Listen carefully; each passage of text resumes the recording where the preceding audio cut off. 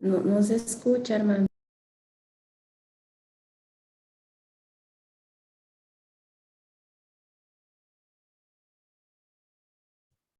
Ah, perdón, tenía apagado el micrófono. A ver, Dios. estaba diciendo, gracias por quien habló. Eh, la vez pasada o el mes pasado estaban viendo con Ferrené sobre la cuestión de el método histórico crítico o un análisis crítico de la Biblia, ¿no? Yo quisiera de algún modo, pues, que me ayudaran ustedes a indagar qué es lo que recuerdan de eso, ¿ya? Por eso yo estaba compartiendo la pantalla, estaba hablando y bien emocionado. Me daba cuenta que nadie me escuchaba. A ver, ¿quién se anima? ¿Quién recuerda algo?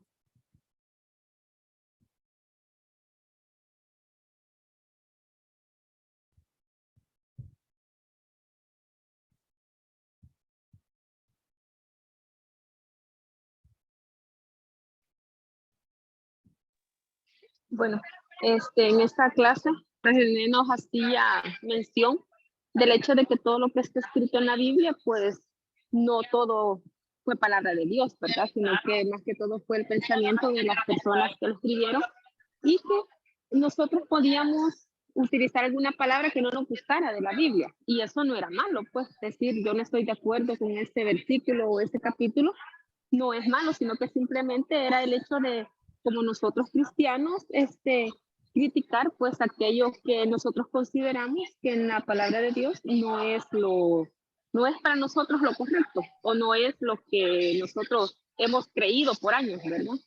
Algo así nos explicaba Fray René. Bueno, a ver, ¿quién está de acuerdo con lo que dijo la hermana? ¿Estamos de acuerdo con eso o tenemos alguna una cosa que no nos pareció? ¿Estamos de acuerdo? ¿Sí o no?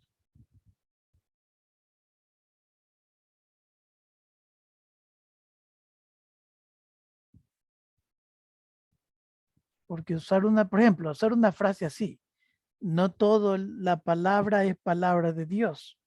Y, híjole, cualquiera que escucha inmediatamente eso, entonces hay que pedacear la Biblia, ¿no? Y decir cuáles son palabras de Dios y cuáles son no. Si uno lo dice así, así como se escuchan las palabras, pues la persona, el oyente, pues no va a entender bien. Lo que va a entender es que me está diciendo que no es palabra de Dios. O sea, no es eso, sino que lo que se quiere decir es que Dios en medio de nuestra humanidad hace su revelación. Eso es. Y sigue siendo palabra de Dios, aunque tenga nuestras, ¿qué? Nuestras formas humanas de expresarlo. Porque bonito fuera que lo dijera de su propia boca, pero es que creo que no es el método que usa, ¿no? Va usando otra manera. Entonces ahí está, ¿no? En medio de los errores humanos, Dios ha hablado en esta historia y Dios ha presentado su revelación. ¿Mm? Que los cristianos entendemos que es la palabra del mismo Señor, ¿no? Jesucristo. Ahí está, ¿no? Ahí, con esa consideración, pues, uno puede emprender, pues, de qué estamos hablando. ¿Qué más? A ver, ¿quién se anima? ¿Qué más? O les recuerdo yo la cosa.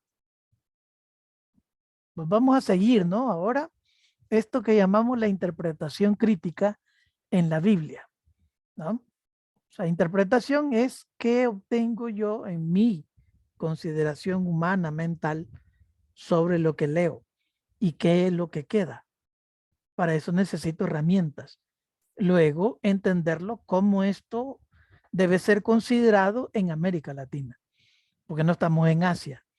Si estuviéramos en Asia es otra manera de configurar. No estamos en África, ¿ya? Y tampoco estamos en los países del norte, sino que estamos en un constructo cultural, histórico, complejo, llamado América Latina. A ver, pero eso es, eh, esto es lo que más o menos yo he recogido de lo que vi de la grabación de Fray René, ¿no? Él les explicó cómo surge el texto bíblico en la historia del pueblo de Israel. ¿No? ¿Se acuerdan algo de eso? ¿Directamente se escriben las cosas o qué pasó previo a lo que se escribe?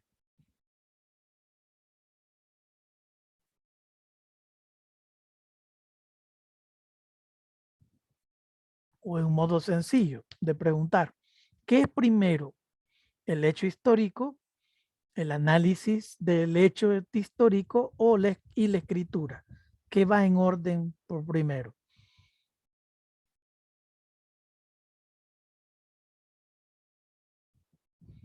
A ver, o si están callados. Va.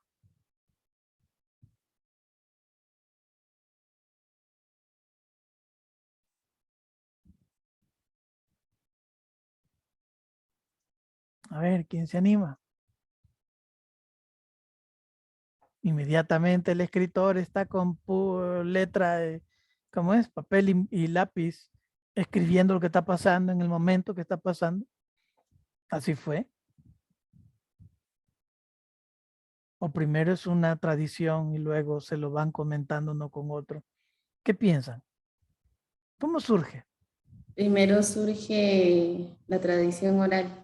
La tradición oral, Es correcto. cuando, bueno, lo que se nos enseña es que cuando ya van muriendo los que lo cuentan, eh, con el fin de que no se pierda y que se pueda mantener en la memoria del pueblo, entonces ya en este caso los terceros prácticamente empiezan entonces a escribir los relatos que han escuchado.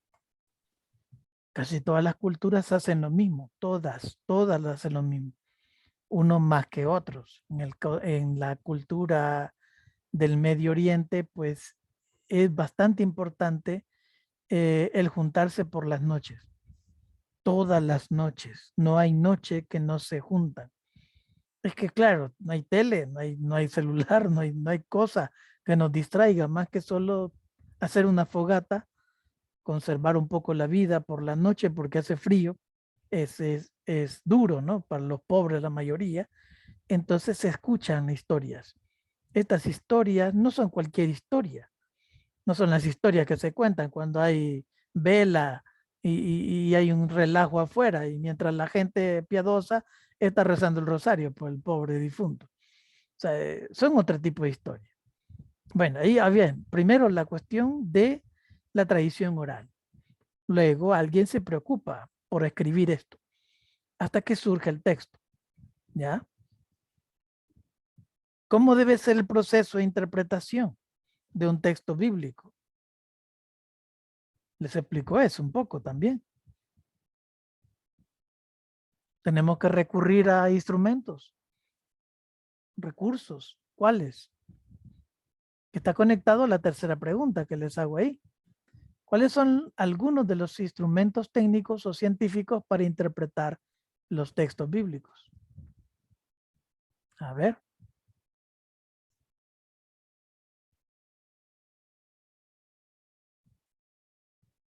Bueno, entonces Fey René se estaba desgaleando, pero no estaba poniendo atención.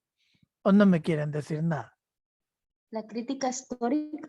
La crítica histórica es un elemento importante, claro, ¿sí? Que está sucediendo en el momento que están pasando los hechos, ¿sí?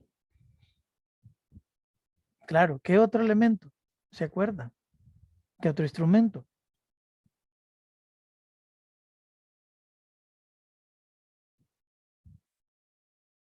O que otro modo, ¿no? No solo, cuando digo instrumento, no se imaginen una herramienta, ¿no? Sino un criterio a seguir, ¿no?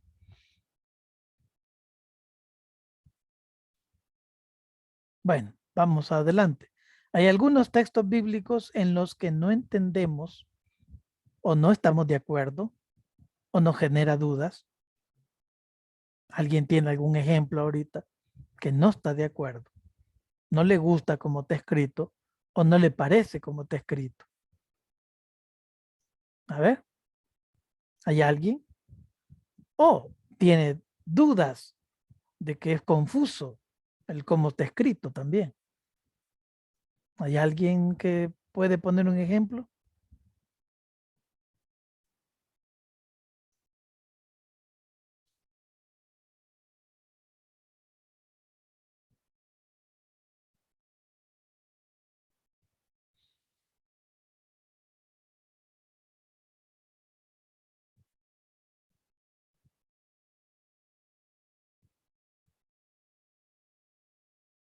No me estén asustando. Lo que puedo quedar de impresión. A ver, ¿sí? Hay un texto en el Evangelio, no me recuerdo el otro Evangelio, pero es cuando Jesús se encuentra con la sirofenicia, ¿verdad? Y le dice de que no está bien dar el pan de los hijos a los perros, ¿verdad? Ujú. Entonces, incluso algunas traducciones parece que dice perrito, ¿verdad? Pero la verdad es que se oye algo bien fuerte, Ujú. ¿verdad? Se oye algo fuerte la expresión de Jesús, pues cuando Jesús no era el modus operandi que tenía, pues, ¿verdad? ¿Cómo se llama? A la gente que le pedía algo, pues él le ayudaba, ¿verdad? Y pedía fe, ¿verdad? Por supuesto, ¿verdad? Pero Sí. ese texto es bien fuerte. Y también otro texto es de San Pablo, que dice que todo lo demás, para mí, no lo voy a decir literalmente, pero dice, Sí. para mí Cristo es lo importante, lo demás es basura. Entonces lo demás es la economía, la cultura, todo lo demás es basura. Entonces es un poquito así. Esos serían los dos textos que yo pudiera poner de ejemplo. Sí, claro. Es decir, estamos, bueno, voy a decir, claro, somos, espero que somos hermanos, hermanas que ya hemos crecido en la fe. Y algunas cosas tienen que también sonarnos, no porque lo diga yo, sino simplemente porque también está en los documentos de la iglesia, ¿no? A ver, ¿de qué estoy hablando? Estoy hablando de que para escribir un texto, un escrito, en el caso del Evangelio, hay que recordar que no estamos en el momento exacto en que Jesús lo dijo, sino que de algún modo estamos recordando, ¿no? El texto es un proceso de memoria histórica de recordar las palabras exactas que dijo Jesús. Y eso es bien difícil, ¿no?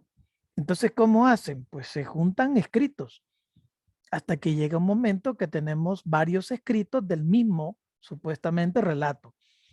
Entonces, ¿cómo ordenamos esta cuestión? ¿Quién lo va a ordenar? Tiene una intención. ¿Cuál es la intención? Normalmente a veces la intención surge porque está pasando algo en el contexto en que vivo. ¿Ya? Por ejemplo, la comunidad de Mateo es una comunidad solo de judíos. La comunidad de Marcos es mucho más radical y conservadora, de judíos y pocos, ¿qué? Griegos. La comunidad de Lucas, que vamos a ver más adelante, pues es una comunidad donde hay de todo. Hay griegos, paganos, gentiles, judíos, de todo. Por eso Lucas se va a encargar de hacerles ver la importancia de compartir todos, entre todos, ¿no?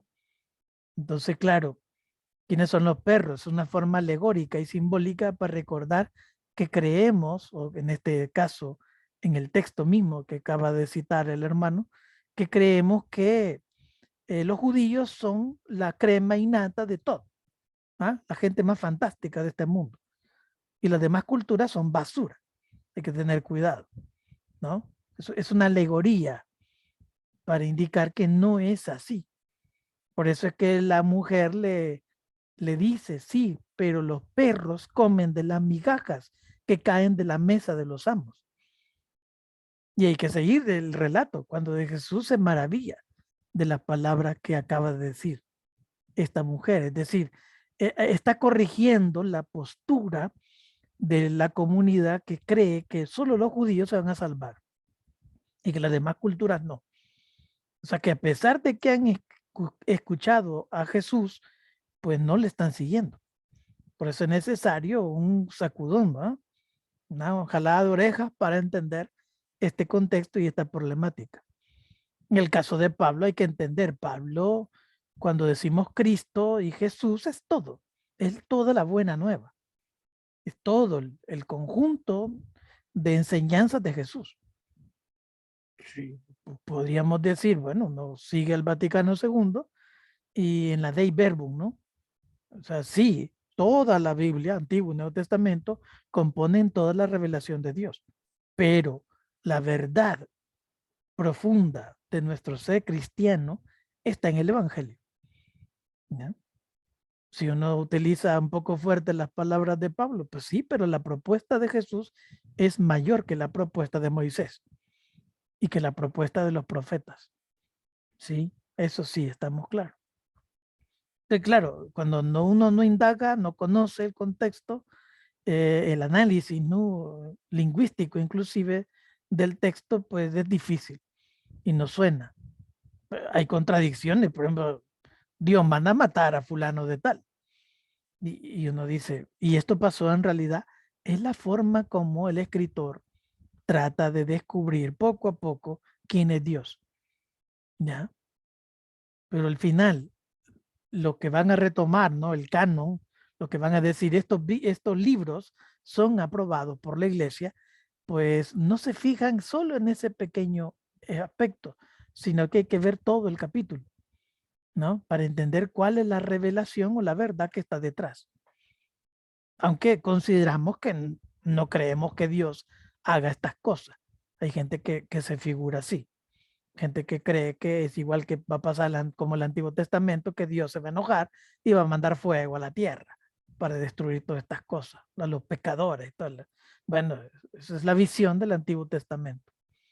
Pero bueno, el proceso histórico del pueblo les explicó a dónde viene Abraham, toda la zona de Canaán, va hacia la tierra prometida y todo el proceso. Moisés, ¿no?, el volver a la tierra, luego viene Babilonia, el destierro, la vuelta de Babilonia, luego viene el proceso de la realeza, todos los reyes de Israel, ¿ya?, hasta llegar el periodo complicado del Imperio Romano que oprime al pueblo de Israel, hasta que nace Jesús, ¿no? Todo este proceso hay una secuencia de enseñanzas. Ahí está. Hay que ir poco a poco, ¿no? Ir poco a poco. Cuando les decía, me están asustando porque yo, pues sí, digo, un maestro de literatura pues lee varias obras. Sí, es de rigor. Un maestro de literatura. Un maestro de matemática pues lee obras de matemática. Pero yo no entiendo que un cristiano no tenga claro que debe leer los textos bíblicos, ¿m?, como obras literarias, no como pedacitos, cuando me da la gana. No, debo ser de rigor. ¿M? Pero bueno, eso es como un consejo, no como regaño. ¿Cuál es el aporte del concilio en la iglesia latinoamericana para interpretar los textos bíblicos en sentido ecuménico y crítico? ¿Ya? Ojo, porque no somos católicos. ¿M? Si uno comienza así, ¿eh?, a despreciar a los demás cristianos, y porque dice, yo soy católico, entonces poco o nada entendido el mensaje de Jesús. Porque al final del texto, de tanto los Hechos como de Lucas, dice, les envío a ustedes, los mando, vayan por todo el mundo y anuncien la buena nueva. Bautícelos en el nombre del Padre, del Hijo y del Espíritu Santo. ¿Mm? Y enséñenles a cumplir todo lo que han escuchado de mi boca. En ningún momento hace una referencia explícita a que desprecies a todos los que nos conocen y piensan como uno. Y luego el problema de la cuestión crítica. Los textos no solo se leen literalmente, sino que hay que entrarle un proceso de análisis crítico. ¿Cómo se interpreta el texto bíblico en las comunidades eclesiales de base? ¿Ya? Que ha habido un proceso histórico fuerte, pues. Claro, ¿por qué no decir? Hay grupos, no comunidades, sino que hubieron hermanos que se fueron a la guerrilla, pues. Sí, ¿por qué no decirlo? Que eran de comunidad eclesial de base. Y eso es malo. Yo no le puedo juzgar a alguien que toma en conciencia una manera de vivirla, su compromiso cristiano. Yo no soy quien para juzgarle, ¿no? Dios es el que hace el juicio. Nosotros solo analizamos la vida, ¿ya? La iglesia dice, no es correcto. ¿Ah? ¿Por qué? Porque mira el texto evangélico y en un momento Jesús usa la violencia para cambiar la situación de un pueblo. En el momento que usa la violencia, porque ya no aguanta, que están usando el templo como cueva de ladrones. ¿Mm? Ese es el único momento en que ves a Jesús molesto. De ahí, por lo contrario, Jesús no se molesta con los romanos. No trata mal a los romanos, ni trata mal a las demás personas. Tampoco trata mal a los ricos. Les da su mensaje, pero no los trata mal. Bueno, esta come con ellos. Un gran amigo de él, un gran rico y amigo de Jesús es el que lo resucita, Lázaro. Es un gran amigo de Jesús y es rico. Parece ser que Jesús, cuando va por esas regiones, llega a la casa de Lázaro y come y bebe y descansa como Dios manda, más podría decir así, ¿ya? Así que todo esto tiene que ver. Espero, ¿no? Que todo esto, aunque sea algo claro, vaya quedando. Pero avancemos, ¿no? Avancemos en el tema de hoy. Que decíamos acá, ¿no? ¿Cómo interpretar críticamente la Biblia desde América Latina? Y para eso, pues, debemos referirnos a ¿qué? A un ejemplo concreto. Lo que vamos a hacer es pasos para una adecuada interpretación de los textos bíblicos desde América Latina. Vamos a ver hasta dónde podemos llegar, ¿ya? Porque, vamos a ver, son las 2:05, ¿ya? A ver, ¿qué estamos hablando? Lo primero que estamos hablando es que hay pasos, sí, hay pasos que no podemos obviarlos. Lo que se llama ya en hermenéutica, la ciencia que interpreta los textos y luego en el caso bíblico se usa herramientas exegéticas, ¿no? Para tratar de indagar cuál es el mensaje del que escribe. Ahí está el punto medular. Como cuando uno lee Don Quijote de la Mancha, que es una obra enorme, de tanta bayuncada y tontería que hace Don Quijote. Pero uno se llega a la pregunta, ¿y por qué lo hace? Y casi al final de la obra está la respuesta. Es que él aparentaba estar loco. Solo estando loco puede hacer lo que podía hacer, sirviendo a medio mundo, sin preguntarse qué van a decir los demás. No importa. Él está loco y por eso la gente lo ve como loco, sirviendo a medio mundo. ¿A cuánto desesperado y por diosero hemos ayudado? Ahí está el truco. Te tengo que indagar qué pasó ahí con Don Quijote. No estaba loco Don Quijote. Ahí está la respuesta. Sino que aparentaba estar loco. Esos son los elementos, ¿no? Todos estos elementos hay que indagarlos. Primero, ¿qué hay que hacer? Primero hay que fijar el texto. Fijar, ¿qué significa? Escojo el texto. ¿Desde dónde a dónde lo voy a usar? ¿No? En este caso vamos a usar Lucas, así les dije, ¿no? Por el WhatsApp, que tuvieran un Nuevo Testamento a la mano, o una Biblia a la mano, para que juntos vayamos con calma viendo el texto. Lucas 10, 25, 37. Entonces hay que fijar el texto. ¿Y cuál es el texto? El relato del ¿qué? De la cuestión de la ley, ¿no? Del amor al prójimo. Lo segundo que hay que hacer es organizar y estructurar el texto. ¿Qué significa eso? Entonces selecciono en fragmentos o perícopas para poner atención, personajes, lugar, tiempo, acciones de los actores. Vamos a ver. De este texto estamos hablando. Lucas 10, 25, 37. A ver, una hermana o hermano que quiera leerlo, por favor.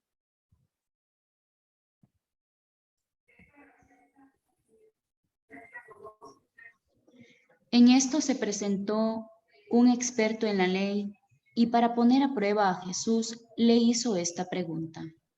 Maestro, ¿qué tengo que hacer para heredar la vida eterna? Jesús replicó, ¿qué está escrito en la ley? ¿Cómo la interpretas tú?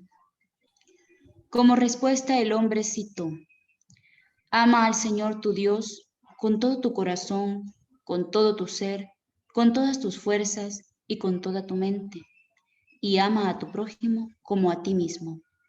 Bien contestado le dijo Jesús, haz eso y vivirás.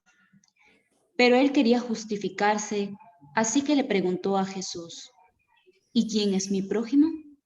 Jesús respondió, Bajaba un hombre de Jerusalén a Jericó y cayó en manos de unos ladrones. Le quitaron la ropa, lo golpearon y se fueron, dejándolo medio muerto. Resulta que viajaba por el mismo camino un sacerdote, quien al verlo se desvió y siguió de largo. Así también llegó a aquel lugar un levita, y al verlo se desvió y siguió de largo. Pero un samaritano que iba de viaje llegó a donde estaba el hombre y viéndolo se compadeció de él. Se acercó, le curó las heridas con vino y aceite y se las vendó.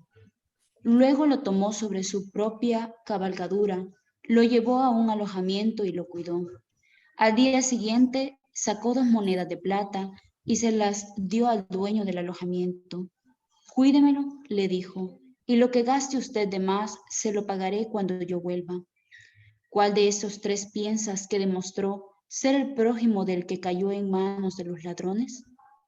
El que se compadeció de él, contestó el experto en la ley. Anda entonces y haz tú lo mismo, concluyó Jesús. Gracias, hermana. Muy bien, ¿no? Cuando se lee bien. Bueno, estaba pensando yo, a veces hay sacerdotes que ni leer pueden, hermano, pero, pero bueno, qué bonito fuera, va, que la palabra se Y leyó bien, escuchara. purísimo. ¿Perdón? Ujú. Bueno, perdón por el comentario. Eso, ¿no? Primero, leemos el texto, tal como está. Luego hay que seccionarlo en estructura. ¿Qué es lo primero? El doctor de la ley pregunta. Luego Jesús contesta. Y ven que voy colocándolo con versículos. Luego le responde. ¿Mm? Jesús le responde. Pero luego se justifica para volverle a preguntar. Entonces aquí ya ve Jesús que hay una doble intención. Ahí está claro. Él no quiere saber. Él quiere ponerlo a prueba. ¿Mm? Entonces Jesús ya no le responde, sino que le hace un relato. Y luego lo culmina o lo termina de machacar con una pregunta. Le hace una pregunta. El doctor de la ley responde, pero de una manera muy despreciativa. Jesús le contesta, ve y haz tú lo mismo. Aquí un problema serio.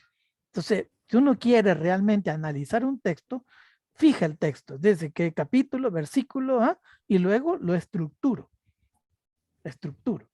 ¿Cuáles son las partes que compone el texto? Luego me meto a hacer, si tengo a la par, por ejemplo, una traducción del hebreo, el arameo o una Biblia comparada de griego con español, pues, y veo el texto que tengo de la Biblia latinoamericana o donde la versión que estoy usando, comparo los textos en español y luego me hago la pregunta, a ver, aquí hay vocablos que no son iguales, ¿ya? Entonces yo trato de indagar por qué pusieron este y no este. ¿Por qué usaron este vocablo y no este? Que no significa lo mismo. Esos son los elementos que uno se va haciendo la pregunta. Y apenas son los momentos de preparación. ¿Ya? Aquí vamos, ¿no? El texto. Luego comienzo a hacer el análisis, ¿no?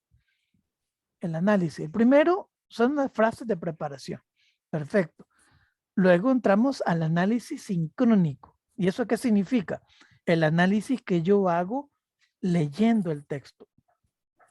Primero, el análisis lingüístico.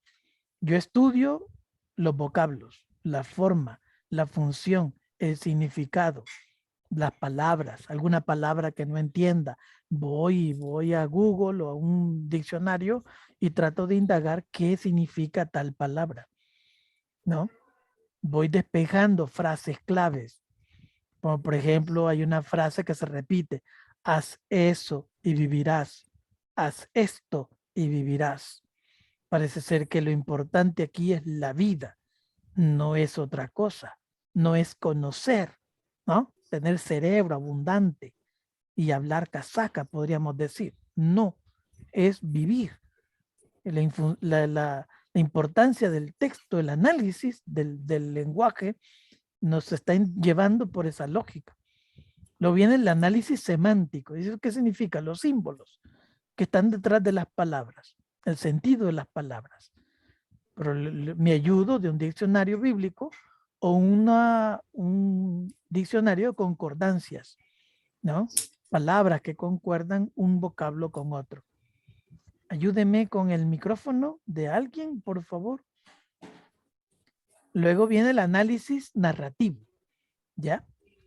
El esquema que el autor propone al lector. Si hay preguntas, si hay ideas, si hay valores, si hay juicios o hay síntesis, ¿no? Yo lo voy indagando. Luego, el análisis pragmático. ¿Y eso qué significa? Ya qué valores yo encuentro en ese texto. ¿Qué criterios de vida? ¿Qué es lo que me está induciendo? ¿Qué reacciones a veces emocionales o de movimiento me está moviendo el texto? ¿Me dictamina orientaciones morales o son prácticas? ¿Qué me pide modificar? ¿Qué me pide fortalecer? ¿No? A veces son relaciones personales, interpersonales, lo que sea. Algo me está exigiendo el texto. El texto no está escrito para eruditos, el texto está escrito para el que escucha, ¿no? El erudito trata de analizar el texto.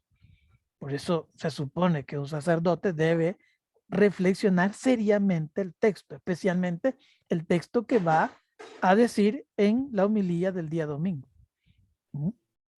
Especialmente. Bueno, vamos a hacer eso aquí y lo he puesto en colores, ese mismo texto. ¿Ya?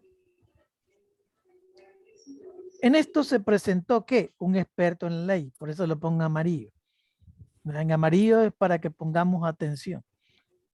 En celeste, para que pongamos cuáles son lo que está de fondo. ¿Ya? Verde es como el mensaje. ¿Ya? Y esto que está en morado es un movimiento.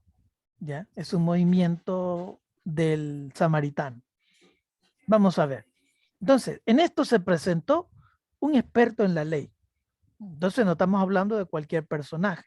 Estamos hablando de un erudito, uno que sabe el texto y lo comprende y lo enseña, ¿no? Pero a él no le importa, él ya lo sabe. Pero para poner a prueba a Jesús, le hace la pregunta. Y es una ironía, ¿no? Saben que es ironía, ¿va? Cuando te estás burlando de la persona, pero de una manera un poco medio sarcástica, ¿ya? Entonces, hay una persona que tiene el micrófono encendido. A ver, si me ayuda, que cada ratito está un sonidito ahí. Pero bueno, entonces, a ver, ¿qué tengo que hacer para heredar la vida eterna? Esa es la pregunta del maestro de la ley. Él ya lo sabe. Entonces, por eso Jesús indaga. Jesús le replica. ¿Qué está escrito en la ley? ¿Qué interpretas tú? Casi como diciéndole, tú que eres el experto, me vas a decir a mí que no lo sabes. El hombrecito, solo le falta que en Deuteronomio 25 dice, ¿no? Solo eso falta que diga, ¿no? Ama al Señor tu Dios con todo tu corazón, con todo tu ser, con todas tus fuerzas, con toda tu mente, y ama a tu prójimo como a ti mismo. Este es como decir, 2 por 2 es igual a 4, ¿va? 2 por 2, 2 por 2, 2 por 1, 2, 2 por 2, 3, 6 por 6, 36, es igual. Él sabe mucho, no vive nada. Por eso es que Jesús le contesta. Jesús le contesta diciendo, haz eso y vivirás. De no te sirve estar reconociendo en tu cerebro las cosas si no lo vives. Realmente ama de corazón a Dios, ¿no? Con todo tu ser, con todas tus fuerzas, igual como lo haces con los demás hermanos.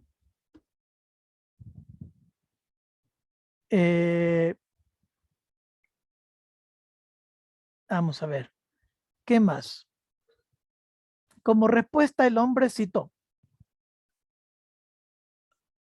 Y luego Jesús le contesta. Pero él quería justificarse. Aquí está el problema mayor del texto.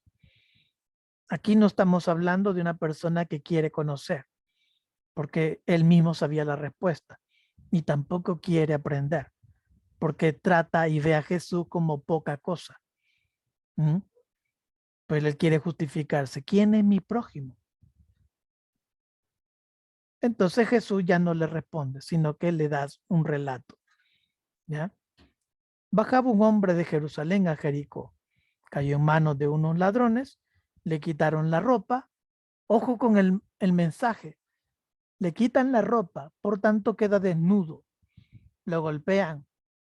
Se fueron dejándolo medio muerto, casi como queriendo decir que estaba en apariencia ante los que lo ven muerto.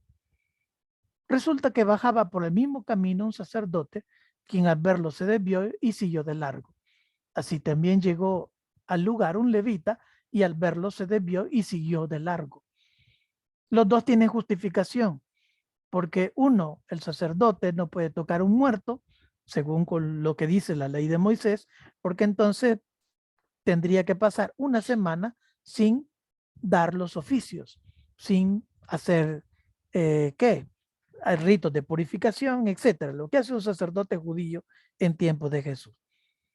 De igual manera, el levita tampoco, porque entonces queda impuro. Debe haber un proceso de sacrificio para que se le borre la impureza y luego pueda hacer sus oficios normales como levita. Los dos son justificables ante la ley de Moisés porque no deben tocar un muerto. Ahí está el punto. Entonces la institución te pide normas que debes de cumplir, pero contrarios a la lógica normal, al bien normal, o en este caso ya como cristiano, a lo que pide Jesús. Así también llegó a aquel lugar un levita, ¿va? Pero un samaritano que iba de viaje llegó a donde estaba el hombre y viéndolo se compadeció de él. Se acercó, lo curó las heridas con vino y aceite y se las vendó. Luego lo montó sobre su propia cabalgadura, lo llevó a un alojamiento y lo cuidó. Ojo con el mensaje que está en morado. Perdonen, ahí está. El mensaje está en morado. Este es todo un constructo de cómo debe ser el acercamiento de un cristiano para con los desposeídos, los que necesitan verlo. No hace falta que te cuenten. Yo voy por el camino y veo, voy por la vida y me doy cuenta que hay gente que necesita. Segundo momento, se acerca. Yo debo acercarme, no es él que me toca la puerta. Yo voy y me acerco. Le curo las heridas. Con lo que tengo en la mano, agarro vino y aceite y le curo las heridas. Lo vendo, hago lo posible con lo que tengo. Luego lo monto a mi propia cabalgadura. Ojo, entonces estamos hablando de una persona que va en caballo. Por tanto, estamos hablando de un rico. Este samaritano es rico, visto, dinero, ¿no? Lo lleva a un alojamiento y lo cuida. Porque dicen que lo cuida toda la noche. Porque dice al día siguiente, o sea que pasó toda la noche cuidando a este pobre enfermo, sacó 2 monedas de plata, se las dio al dueño del alojamiento y le dice, cuídamelo. Le dijo, y lo que gastes de más se lo pagaré, te lo pagaré, como sea que lo trate, cuando vuelva. Hay otros elementos. 2 monedas de plata es el salario casi de un mes de trabajo. 1 o 2 denarios, que son alrededor 100 o 200 denarios, para conseguir una moneda de plata, hay que trabajar todos unos 15 días. 2 monedas de plata, podríamos decir así fácilmente, es un salario de un mes o casi los 2 meses de trabajo. Le está pagando demasiado. Demasiado. Lo que vale un cuartito y lo que vale cuidar y cambiarle vendas a una persona. Demasiado lo que está pagando. No le importa. Él tiene dinero, ¿ya? Y él le va a pagar lo que gastes. Si es que él quiere aprovecharse, lo va a pagar. ¿Cuál de estos tres piensas que demostró ser prójimo del que cayó en manos de los ladrones? El que se compadeció de él, contestó el experto. Ni siquiera quiso decir samaritano, porque es una palabra mal vista, ¿no? En tiempo de Jesús. Hay todo un problema histórico con los samaritanos, que fue en la deportación de Babilonia. Pero bueno, ese es un tema también muy aparte. Luego repite Jesús, anda entonces y haz tú lo mismo. Haz eso y vivirás. Anda entonces y haz tú lo mismo. ¿Y qué es hacer lo mismo? Es hacer este proceso, ver, compadecerte, acercarte, curar, ¿no? Vendar heridas, subirlo, llevarlo a un lugar donde pueda estar bien, cuidarlo, como harías como una persona querida, ¿no? Si haces eso y gastas lo que debes de gastar sin preocuparte si te están bajando o no, si haces esto, no literalmente, sino cada quien en su modo, en las herramientas que tiene, en los elementos que tiene de la vida y en la capacidad mental también que te puede dar Dios, ¿no? De darte habilidades para curar o etcétera, o no simplemente estamos hablando de un elemento textual, puede ser elementos de diferente índole, de cómo ir andando por la vida. Haz esto y vivirás. Haz tú lo mismo. ¿No? Ese es el elemento. ¿Cómo lo podríamos sacar? Podríamos sacarlo así. La crítica literaria. Pues indagar la prehistoria del texto, dice. ¿No? Ya es el elemento diacrónico. ¿No?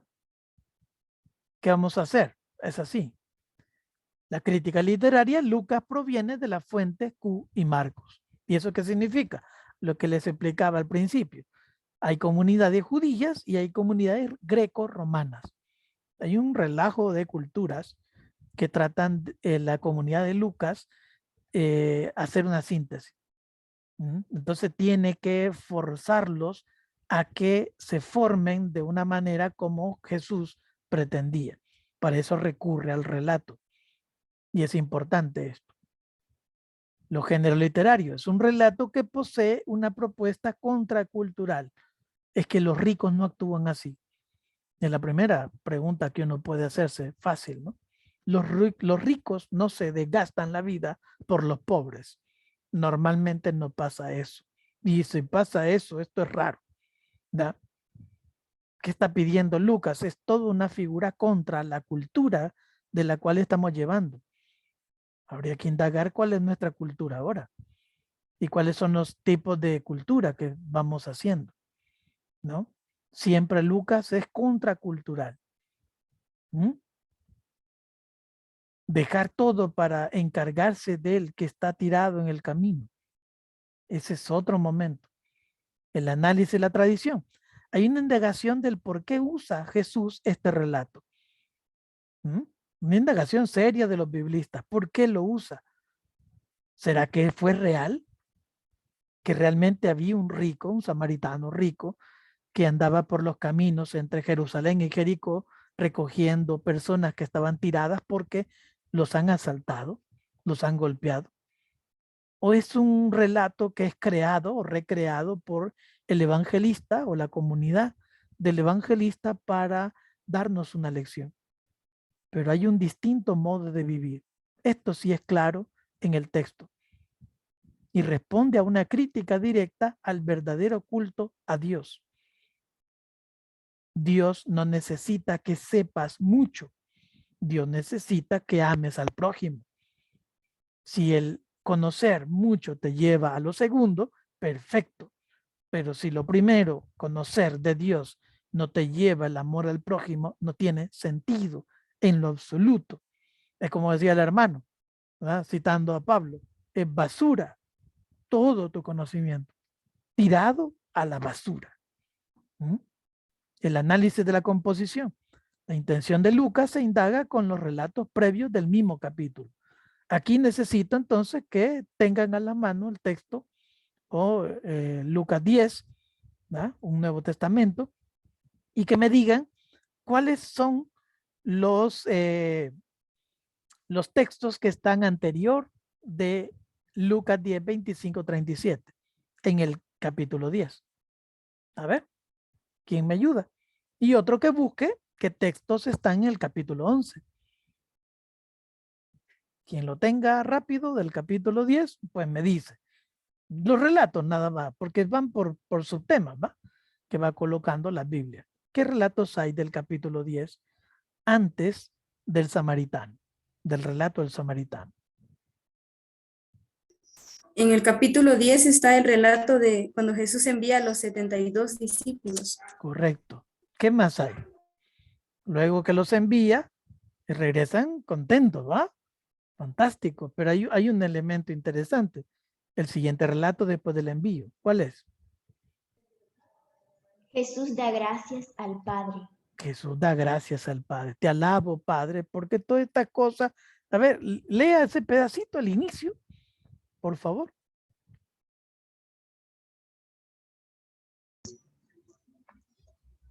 Los 72 discípulos volvieron muy contentos, diciendo, Señor, hasta los demonios nos obedecen al invocar tu nombre. Jesús les dijo, yo veía a Satanás caer del cielo como un rayo. Miren que les he dado autoridad para pisotear serpientes y escorpiones y poder sobre toda fuerza enemiga. No habrá arma que les haga daño a ustedes. Sin embargo, alégrense no porque los espíritus se someten a ustedes, sino más bien porque sus nombres están escritos en los cielos. Ahí está.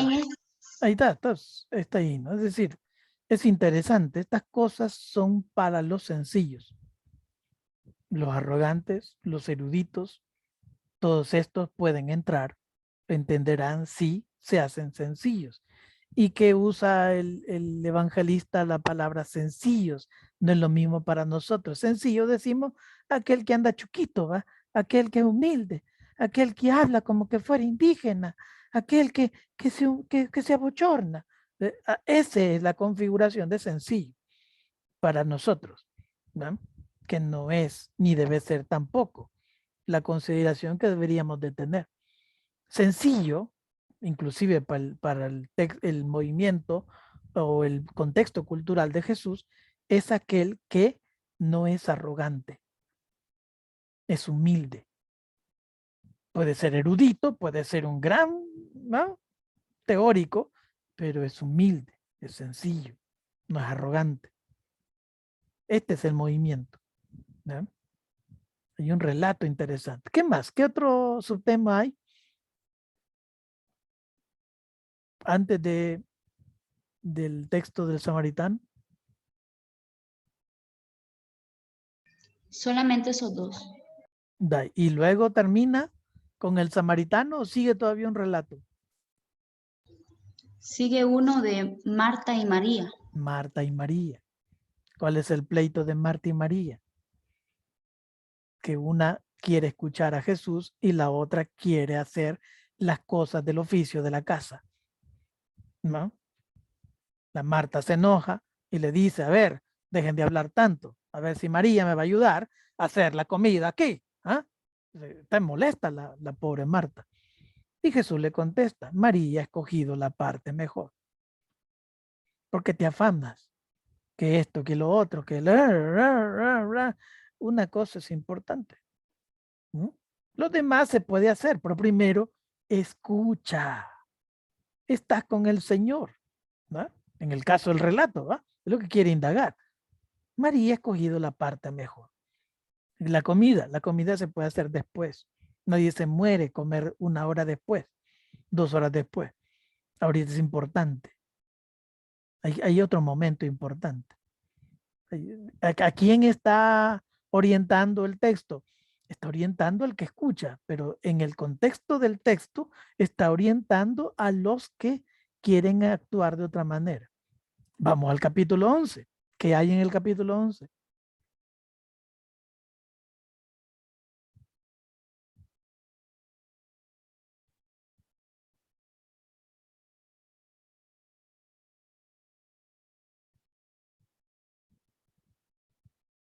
En el capítulo 11 está, Jesús nos enseña cómo orar. Ujú. Y luego se supone que es el texto del Padre Nuestro, ¿no? ¿Qué otro relato?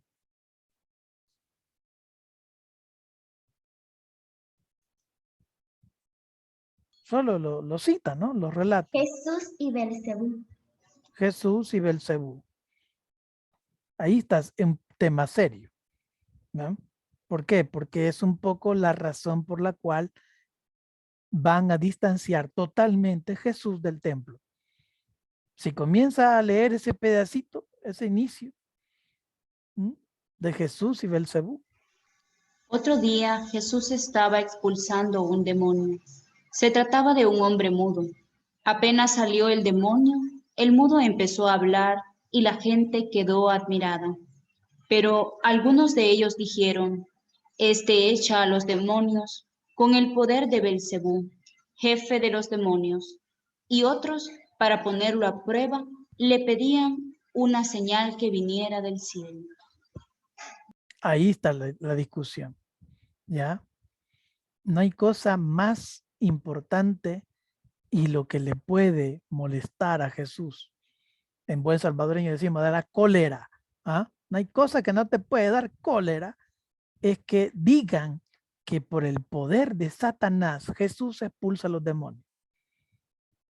Y por eso no termina, pero un poco el relato es de todos les será perdonado a los seres humanos, de todo lo que se te ocurra, todas las cosas pecaminosas, locas, horribles, ¿va?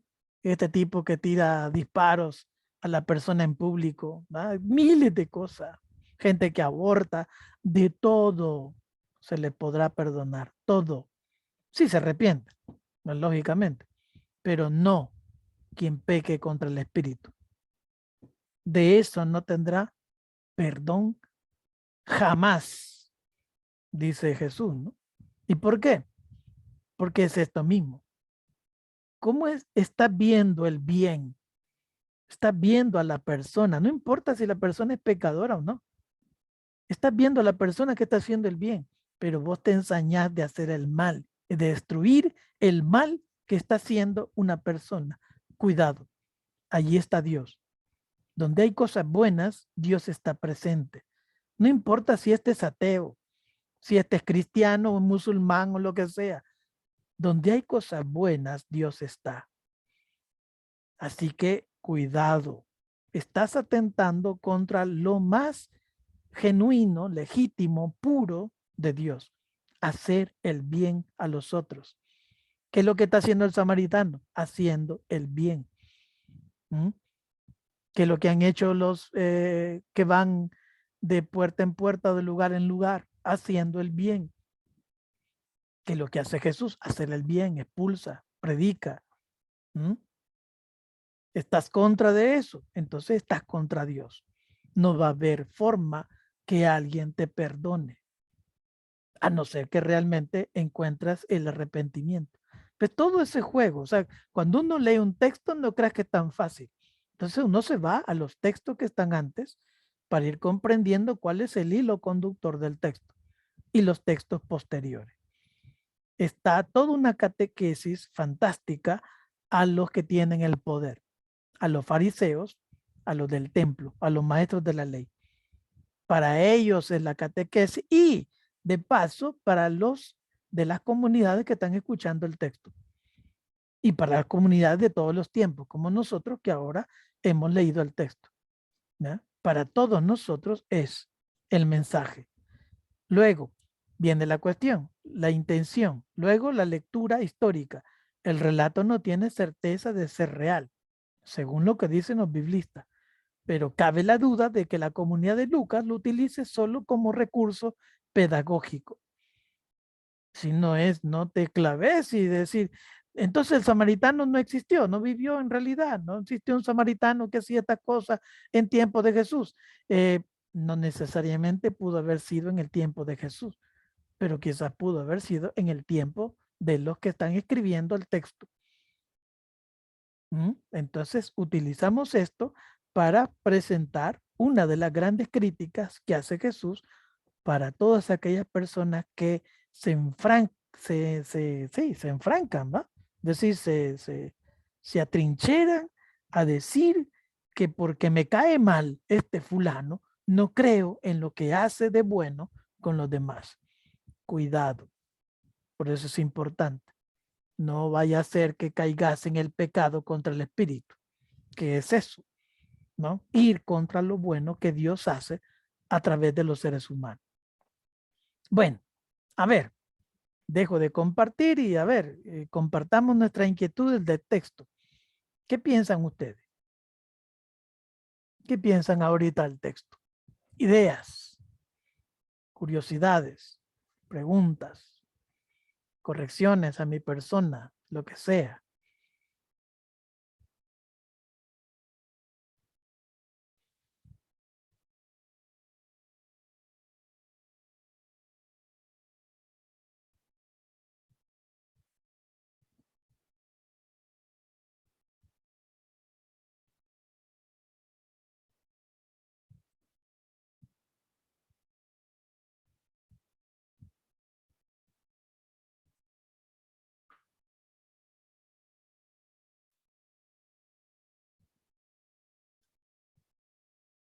A ver.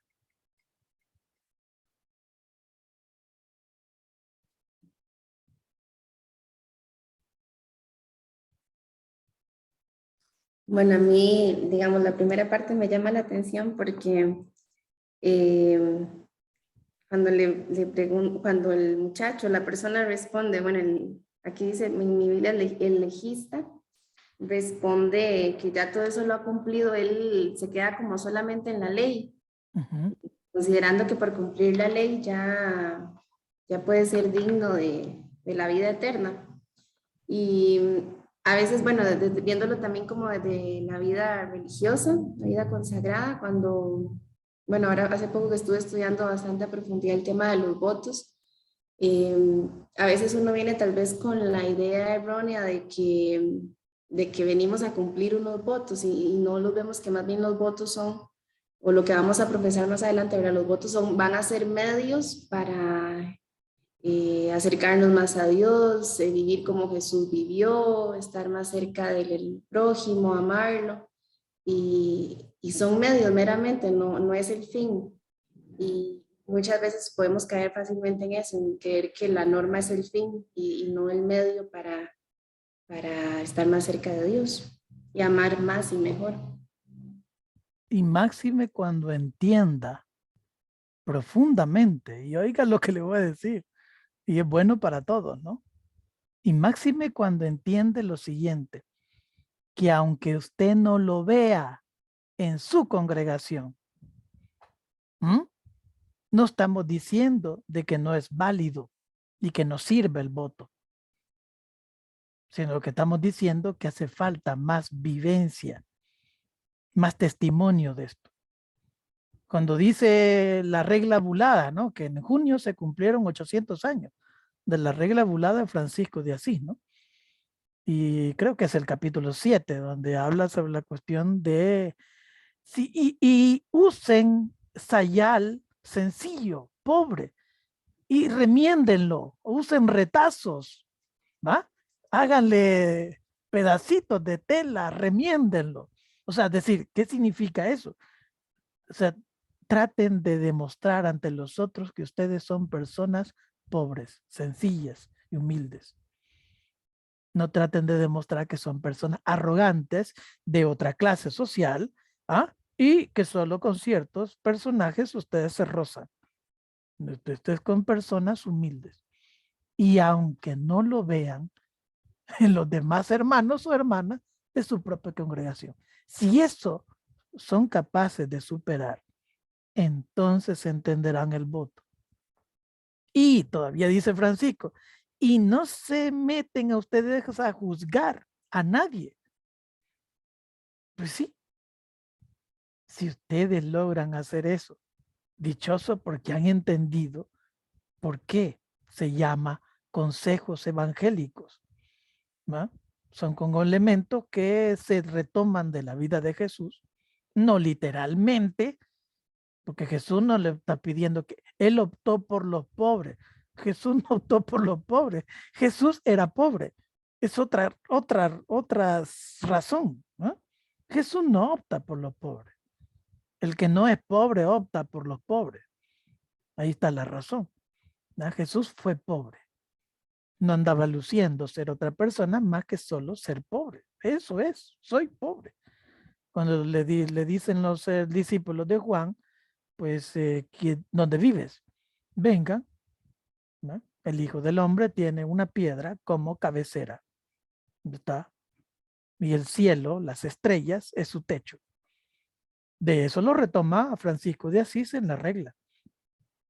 No tengan nada propio, más que solo lo que está arriba del cielo, que ha dado Dios Padre. ¿Ya?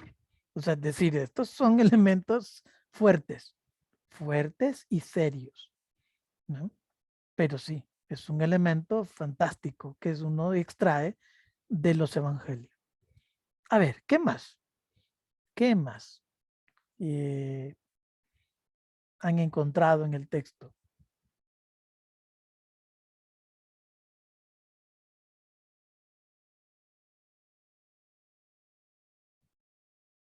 A ver, ¿quién se anima? O seguimos un pedacito más.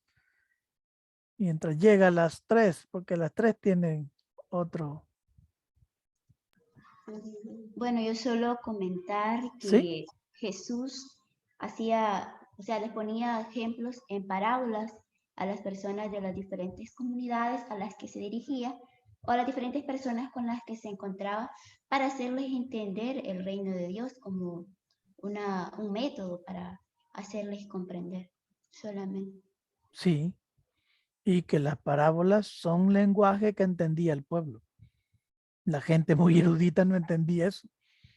¿No ven que hasta los apóstoles le preguntan, ¿a ustedes no entienden? Cuando le presenta la parábola de las semillas, una que cae en tierra buena, otra en el camino, otras en sarmientos, ¿ah? Y luego los discípulos no entendemos. Y Jesús tiene que explicarles qué significa cada forma de las semillas, donde caen las semillas en cada lugar. ¿Ya? La gente humilde lo entiende.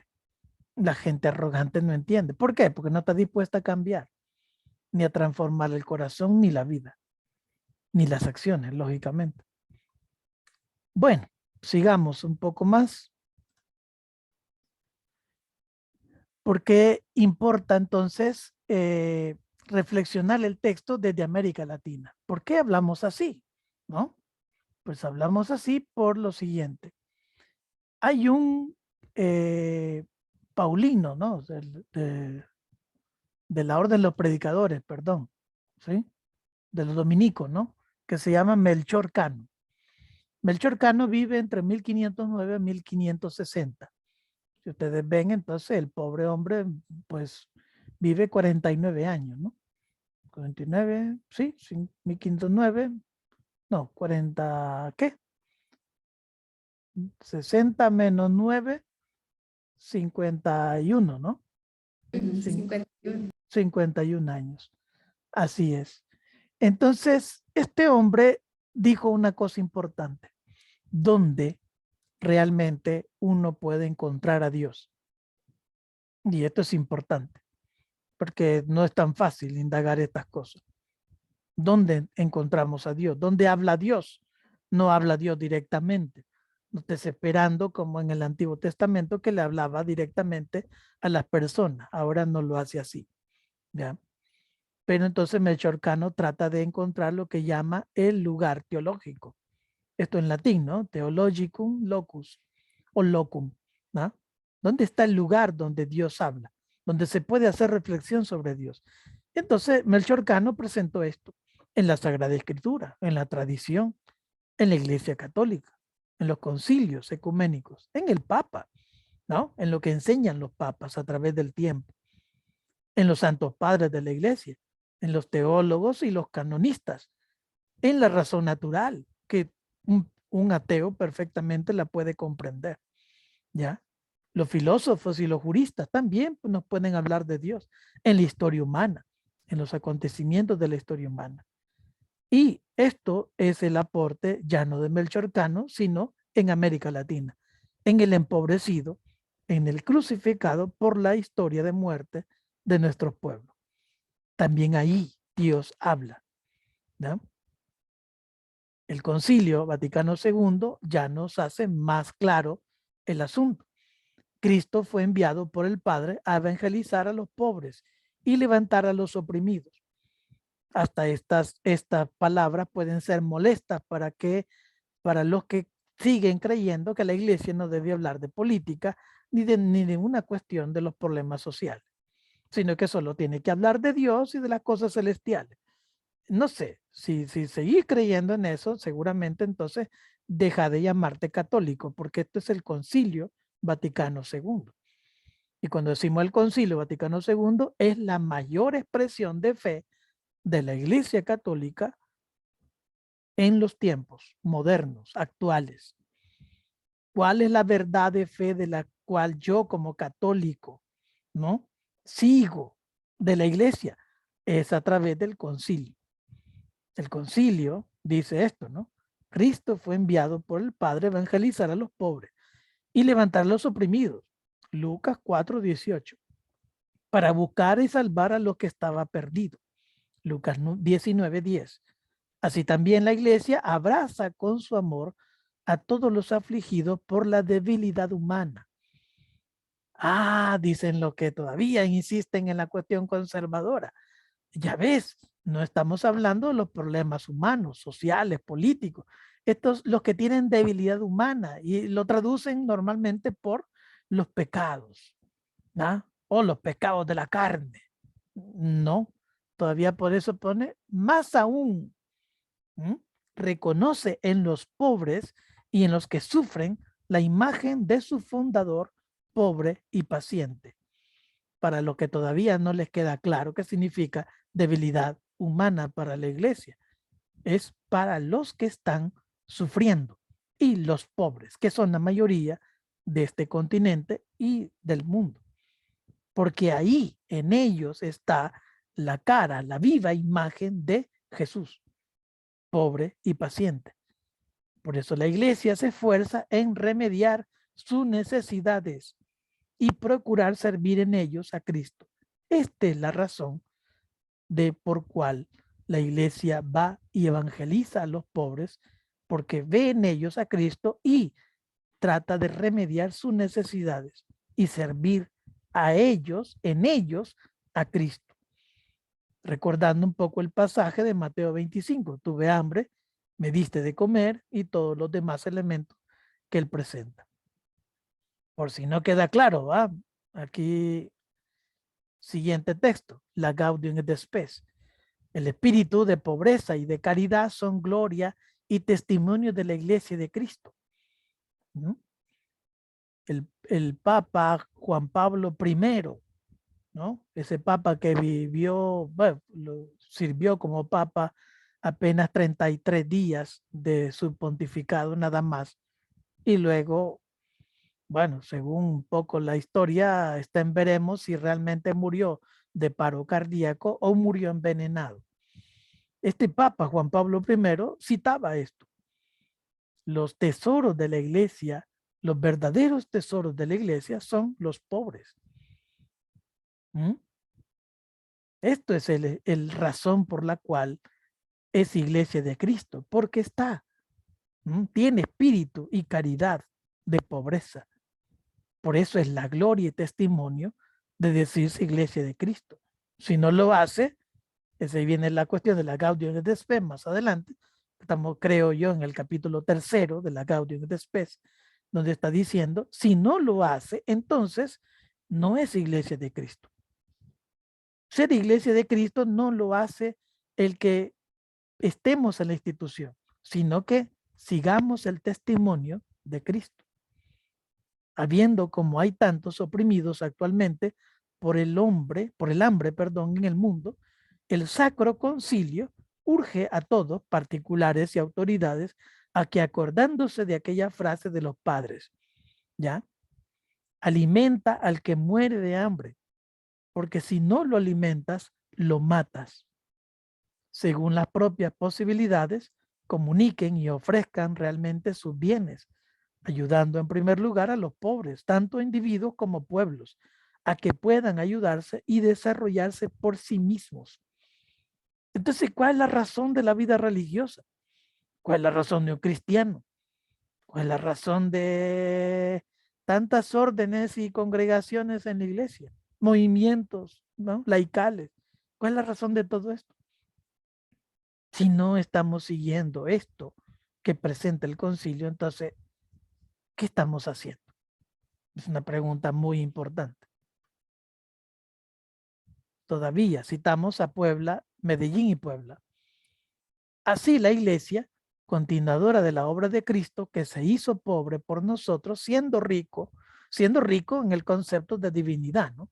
No es el concepto de materialidad, para enriquecernos con su pobreza.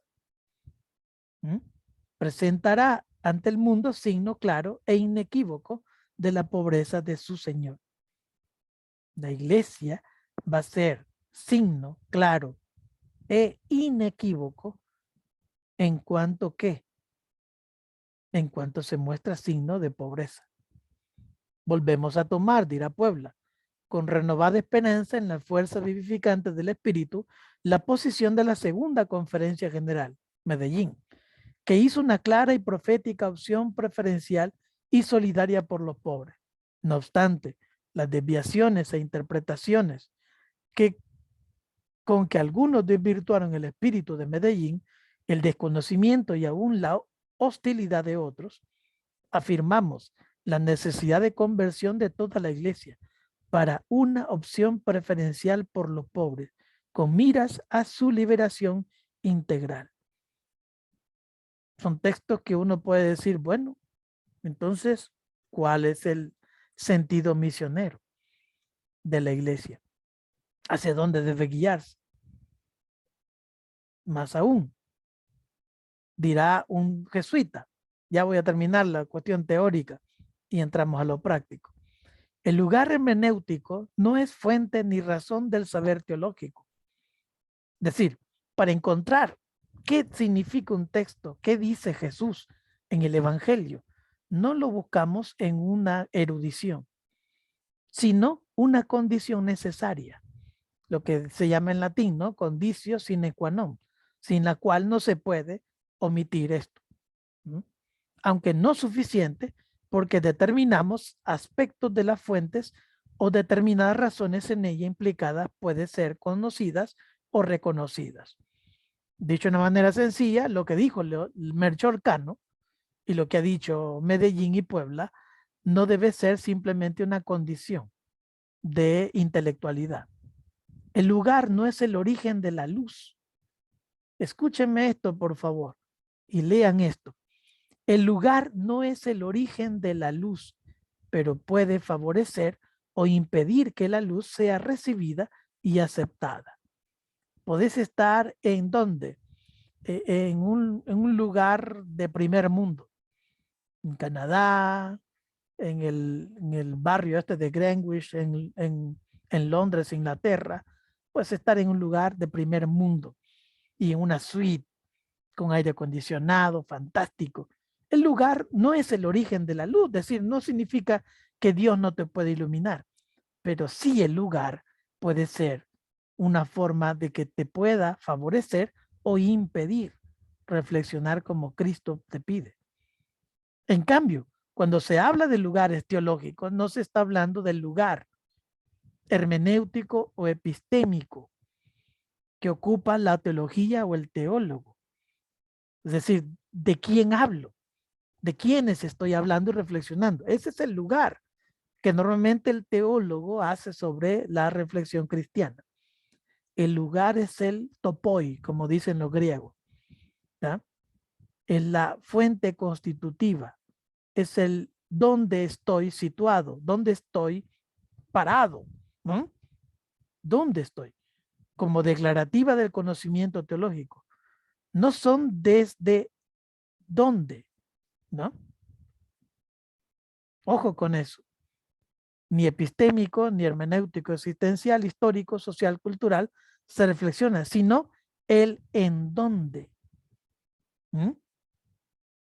Una forma para entender fácil es no es hablar de los pobres y hablar lindo de los pobres, sino que es estar con ellos y sirviéndole a ellos.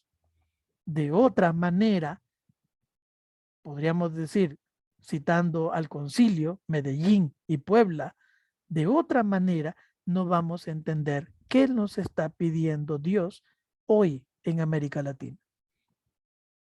Si no estamos en el lugar. Hay que estar en el lugar. De otra manera es imposible. O, como dice Escanone, el lugar no es el origen de la luz, pero puede favorecer o impedir que la luz sea recibida o aceptada. Puedes desligarte de todo lo que está pasando en América Latina y que no te importe en lo absoluto y seguir rezando y seguir siendo buena persona. Nadie quita que podrás salvarte, nadie está diciendo eso, pero no estás poniendo atención que es lo que está pidiendo Dios hoy en América Latina. ¿Y es importante o no es importante? Bueno, es importante. Es sumamente importante. A ver, ¿qué horas son? Son las 3 de la tarde. Todavía podemos jugarnos 10 minutos.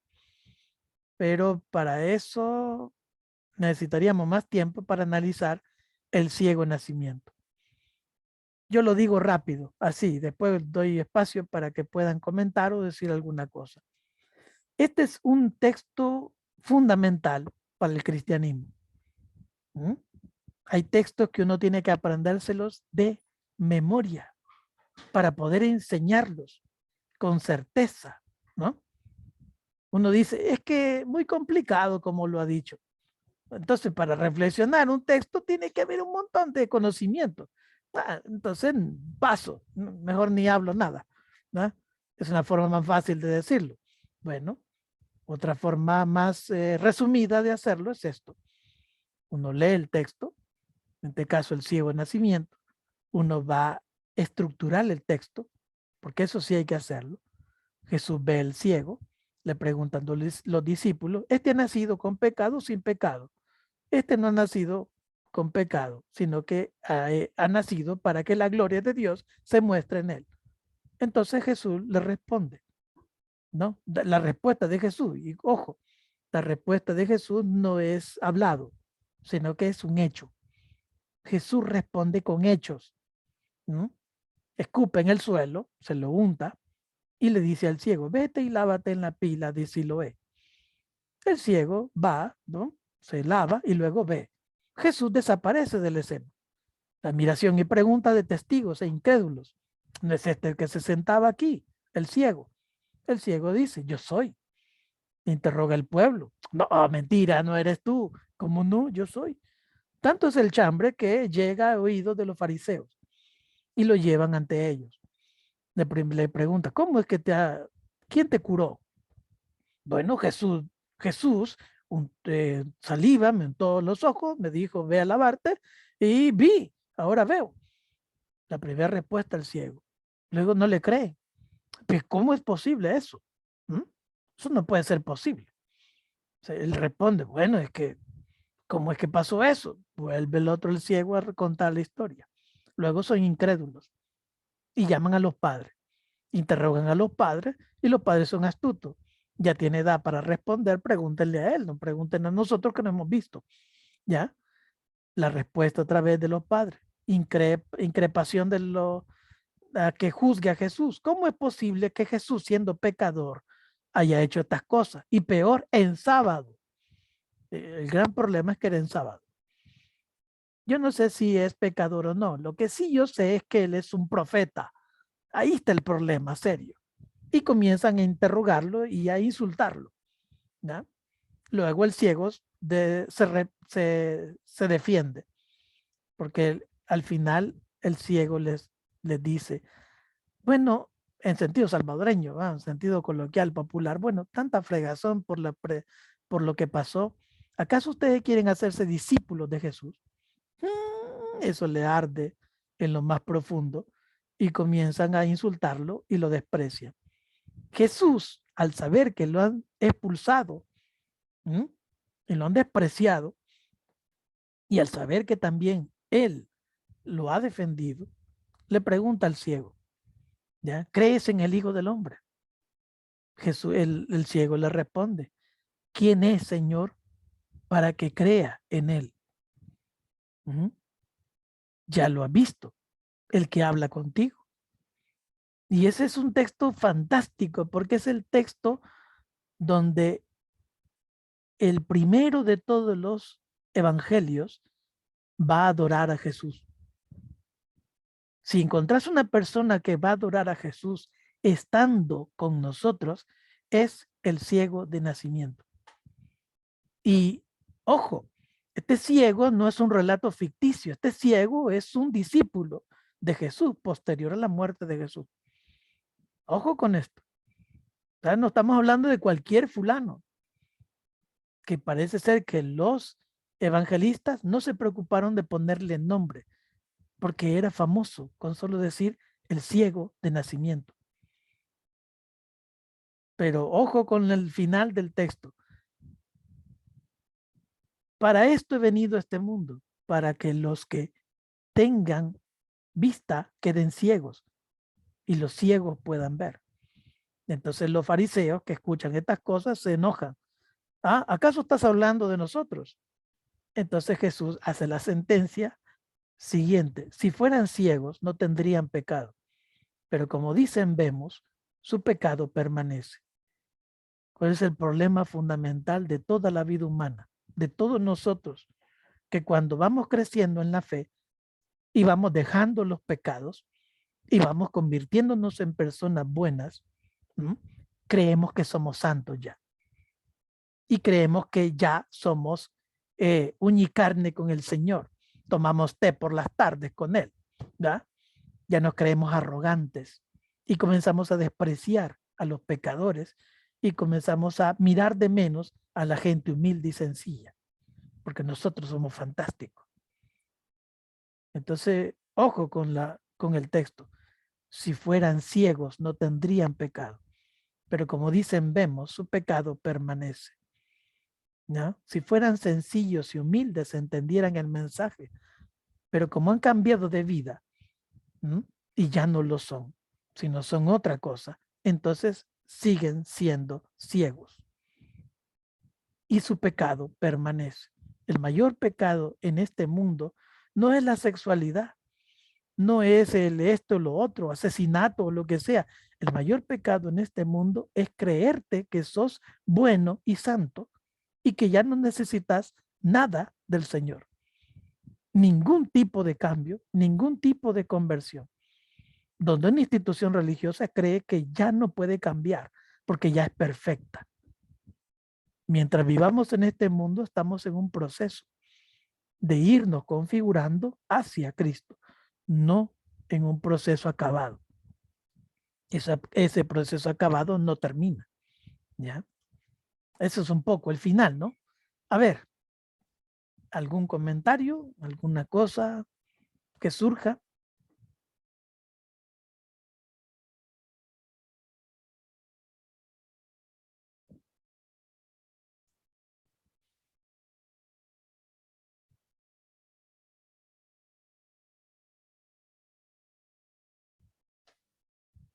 Hoy sí están callados, man.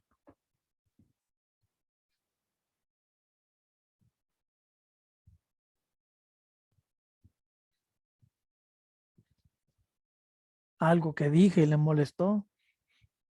También se vale.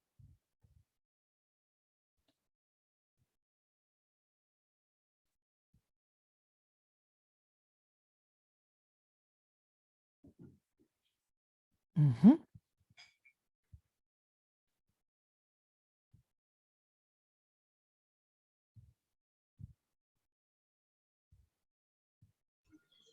Bueno, para mí es una invitación que el Señor Jesús nos hace a través de este evangelio, a que creamos en Él, seamos más humildes y reconozcamos nuestros pecados, para así también poder ser sanados como el ciego que comenta, como un ejemplo que da para poder comprender que ciego no solamente es el que no ve, sino también el que tiene pecados. Claro, o sea, quizás voy a decir una cosa y ojalá me la entiendan bien. Hacemos bastante uso de la palabra pecado, error, ¿ya? Pero hacemos poco uso de la palabra bondad y amor. No estemos tan clavados en cuánta ofensa hemos hecho a Dios. Dios ni siquiera se acuerda de eso, ¿ya? Con que nos pasa a nosotros. Yo soy padre, ¿no? Tengo 2 hijos. Voy recordando lo que van haciendo, no me acuerdo. No me pongo interés a eso. Me pongo más interés qué tengo que hacer, qué debo seguir haciendo. ¿Ya? Ahora Dios es millones de veces mejor que yo, tiene que ser millones de veces. Bueno, ni existe número para decir que Dios es mejor que cualquiera de nosotros. Él se va a detener en lo que uno hizo. No creo. Entonces no nos detengamos tanto en el problema del pecado, la culpa, lo miserable que somos, ¿no? Nos vamos al infierno. Tanto predicación sobre eso que parece hay gente que la cree, que tiene más problema con esa cuestión, que en vez de ver la vida más sencilla, más de amor, más de comprensión, ¿ya? Y si cometió un error, pues ya está, disculpen, disculpen, no sabía que no tenía que hablar, pues, ¿eh? No pasa nada. Y peor cuando llegamos diciendo de que todo es pecado. Ya todo es pecado. No llegaste 5 minutos antes de la oración, te dormiste, no llegaste a los laudes. Es pecado. Eso no es pecado, es una falta a la comunidad, pero no es pecado. No le llames pecado lo que no es pecado. Hay miles de cosas que decimos que es pecado, no es pecado. ¿Ya? Pues le damos más fuerza a eso y no a lo otro, a la bondad, a la misericordia, al amor, a la comprensión. ¿No? Pero bueno, tiene toda la razón la hermana que acaba de hablar. ¿Qué más? ¿Una idea más? Todavía quedan 4 minutos. ¿Alguna conclusión que lleguen? O no sé.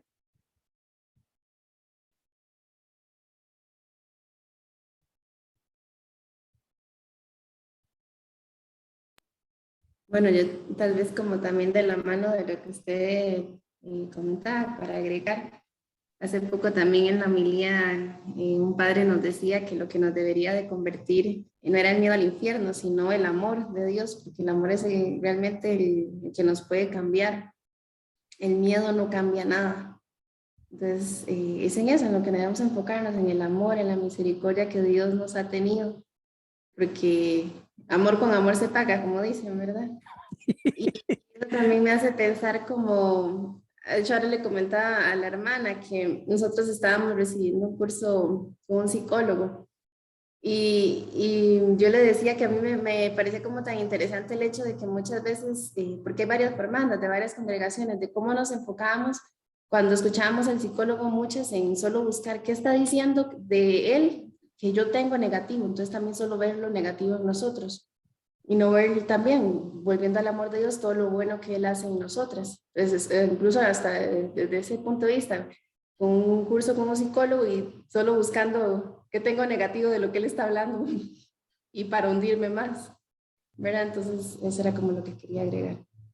Sí, está bien, ¿no? Está bien. Y qué bueno, porque normalmente hay congregaciones que tienen miedo hasta los psicólogos, que creen que les van a descubrir cosas que en el pasado hicieron y que eso es pecado y que ahí está el problema. Pero qué bueno que tengan ese tipo de cursos, ¿ya? Ojalá que te acuerdo el psicólogo para orientarla bien, pero bueno, qué bueno, qué bueno. Bueno, más nada, ¿va? Hoy estuvieron calladitos, la mayoría, 2 o 3 están conversando, pero pues nada, gracias siempre. Entonces voy a dar el espacio, porque si no cierro yo, no entra el otro hermano para la formación segunda a las 3:30 de la tarde, ¿verdad? Cifrido, ¿alguna cuestión? ¿Tienes levantada la mano? Solo así rapidito, no le iba a Sí, sí, comentar, pero adelante.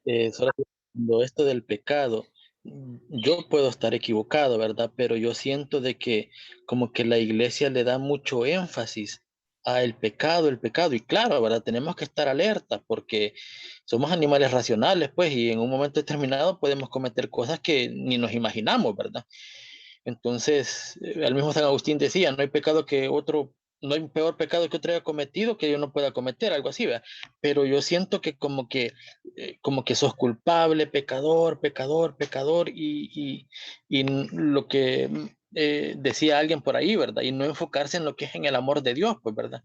Que al final es lo que va a sanar, ¿verdad? A sanar. No estoy diciendo que el pecado no exista, ¿cómo no, verdad? Pero a veces siento que como que lo remarcan, se remarca demasiado en la iglesia, ¿verdad? Entonces, no sé, es solamente esa opinión. Bueno, yo te diría, Sifrido, que cuando decís la iglesia, hablas demasiado, es decir, concreto. Es el padre que está mal formado. No es la iglesia tiene unos escritos fantásticos. ¿Ya? Sí, ha cometido errores, claro. Le ha hecho mucha fuerza, la Edad Media le dio mucha fuerza a esto. Pero ¿querés encontrar un culpable? El culpable es Anselmo de Canterbury. ¿Ya? Bueno, que luego lo hicieron santo.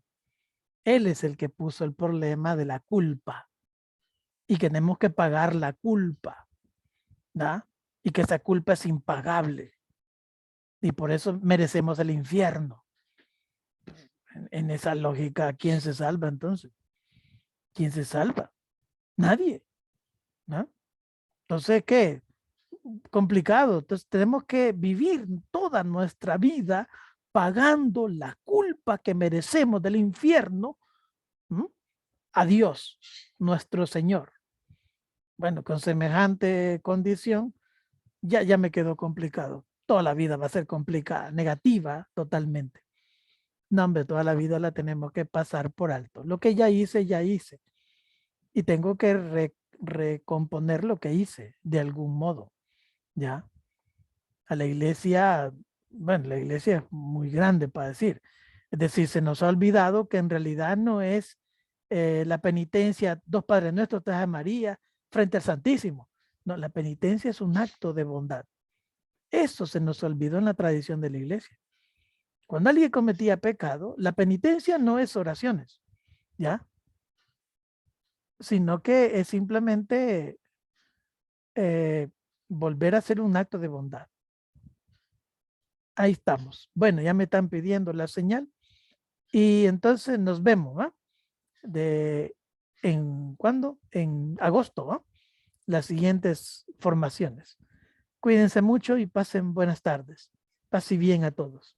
Así bien. Así Así bien. bien. Feliz tarde. Gracias. Feliz tarde. Excelente enseñanza. Gracias, muy amable.